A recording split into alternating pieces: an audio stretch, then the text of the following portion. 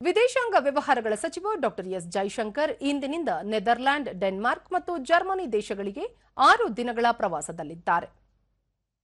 ನೆದರ್ಲ್ಯಾಂಡ್ಗೆ ಭೇಟಿ ನೀಡಿರುವ ಸಚಿವ ಜೈಶಂಕರ್ ಹೇಗ್ನಲ್ಲಿ ಕಾರ್ಯತಂತ್ರ ತಜ್ಞರೊಂದಿಗೆ ಅಭಿಪ್ರಾಯ ವಿನಿಮಯ ಮಾಡಿಕೊಂಡರು.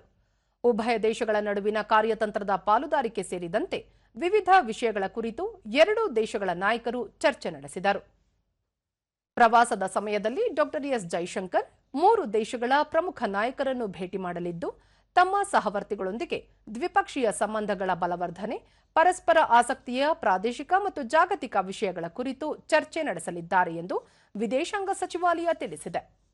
ಇದಕ್ಕೂ ಮುನ್ನ ನೆದರ್ಲ್ಯಾಂಡ್ಗೆ ಭೇಟಿ ನೀಡಿದ ಸಚಿವ ಡಾಕ್ಟರ್ ಎಸ್ ಜೈಶಂಕರ್ ಅವರನ್ನು ಅಲ್ಲಿಯ ರಾಯಭಾರಿ ಕುಮಾರ್ ತುಹಿನ್ ಮತ್ತು ವಿದೇಶಾಂಗ ಸಚಿವಾಲಯದ ಶಿಷ್ಟಾಚಾರ ಹಾಗೂ ಆತಿಥೇಯ ದೇಶ ವ್ಯವಹಾರಗಳ ಇಲಾಖೆಯ ನಿರ್ದೇಶಕಿ ಗೇಬ್ರಿಯಾಲಾ ಸ್ಟಾನ್ಸಿಸಿ ಸ್ವಾಗತಿಸಿದರು.